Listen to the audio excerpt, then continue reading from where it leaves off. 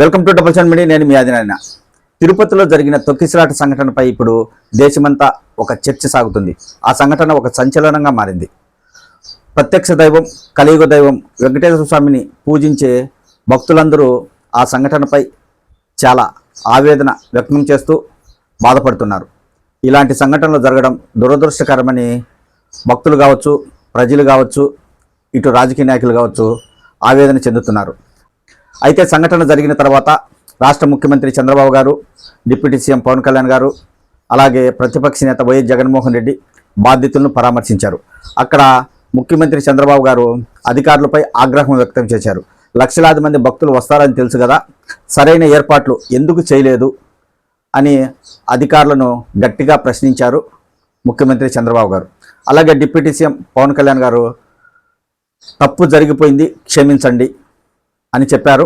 అలాగే EO Syamala Rao, additional EO Venkaiah బాధ్యతలు నిర్వహించడంలో విఫలం చెందారు అని డిప్యూటీ సీఎం పవన్ కళ్యాణ్ గారు చెప్పడం జరిగింది. ఈ సంఘటన జరిగిన తర్వాత 2 అధికారులను సస్పెండ్ చేశారు. మరో 3 అధికారులను తిరుపతి జిల్లా ఎస్పీతో పాటు మరో 2 అధికారులను బదిలీ కూడా చేస్తున్నట్లు ముఖ్యమంత్రి చంద్రబాబు గారు వెల్లడించారు. సంఘటనపై దర్యాప్తు కూడా చేస్తామని చెప్పారు. అయితే ఇక్కడ టీటీడీ చైర్మన్ గురించి ఎక్కడా మాట్లాడలేదు. ఆయన ప్రస్తావనే ఎవరూ తీసుకురావడం లేదు. వైఎస్ఆర్ కాంగ్రెస్ పార్టీ నాయకులు మాత్రం ప్రభుత్వంపై అనేక విమర్శలు చేస్తున్నారు, ఆరోపణలు చేస్తున్నారు. కూటమి ప్రభుత్వం అధికారంలోకి వచ్చాక తిరుమలలో చాలా తప్పిదాలు చేశారు, అందుకే ఇలాంటి సంఘటనలు జరుగుతున్నాయనే ఆరోపణలు వైఎస్ఆర్ కాంగ్రెస్ పార్టీ నాయకులు చేస్తూ వస్తున్నారు. అయితే సహజంగా అధికారంలో ఉన్న పార్టీపై ప్రతిపక్షాలు విమర్శలు చేయడం అనేది సర్వసాధారణం. వీటన్నిటిని పక్కన పెడితే అధికారులు ఎందుకు ఇంత నిర్లక్ష్యంగా వహించారు? వైకుంఠ ఏకాదశి నాడు తిరుమలకు లక్షలాది మంది భక్తులు స్వామి దర్శనానికి వస్తారని అధికారులకు తెలుసు. అయినా కానీ ఎందుకు అలసత్వం? గతంలో ఒకరోజు పాటే వైకుంఠ ఏకాదశి దర్శనం ఏర్పాటు చేసేవారు.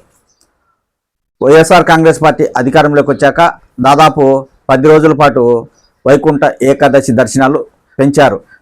భక్తులందరూ స్వామివారిని దర్శించుకోవాలనే ఉద్దేశంతో వైసీపీ అధికారంలో ఉన్నప్పుడు 10 రోజుల పాటు వైకుంఠ ఏకాదశి ఉత్సవాలు జరిగే విధంగా అప్పట్లో చర్యలు తీసుకున్నారు. ఇప్పుడు అదే విధంగా కొనసాగుతుంది. అయితే ఇక్కడ అధికారులు చాలా నిర్లక్ష్యంగా వ్యవహరించారని భక్తులు తీవ్ర ఆగ్రహం వ్యక్తం చేస్తున్నారు. టీటీడీ అధికారులు నిర్లక్ష్యం వహించారనడానికి ఎలాంటి సందేహం అవసరం లేదు. అలాంటి పరిణామాలు అక్కడ ఉన్నాయి. గురువారం ఉదయం నుంచి భక్తులందరూ తిరుపతికి రావడం జరిగింది వైకుంఠ ఏకాదశి టోకెన్ల కోసం. అయితే వచ్చిన భక్తులందరినీ పక్కనున్న పార్కులోకి పంపించి ఉదయం నుంచి సాయంత్రం వరకు వాళ్ళు ఆ పార్కులోనే ఉన్నారు. అంటే వారికి మంచినీరు లేదు, అల్పాహారం లేదు, బాత్రూములకు వెళ్ళడానికి లేదు. పిల్లలు, వృద్ధులు అందరూ ఒకే చోట పెద్ద ఎత్తున జమయ్యారు. అలా సాయంత్రం వరకు భక్తులు వస్తుండడంతో అందరినీ పార్కులకు పంపించారు. వారికి తాగునీరు కూడా లేకుండా చేశారు అధికారులు.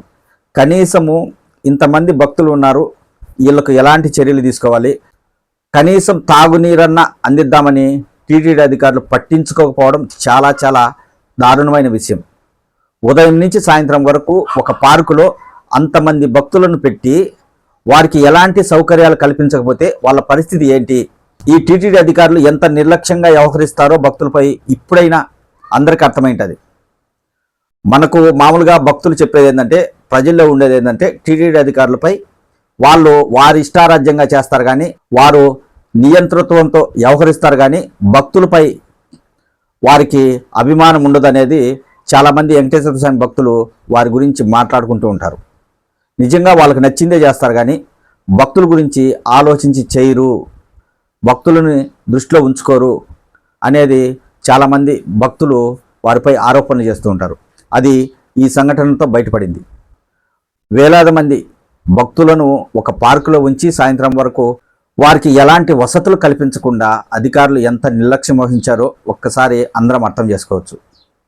భక్తులందరినీ సాయంత్రం వరకు ఒకే చోట ఉంచి ఒక్కసారిగా వారికి టోకెన్లు తీసుకునే కేంద్రాలకు వెళ్ళమని అనుమతి ఇవ్వడంతో అందరూ ఒకేసారి పరిగెత్తారు.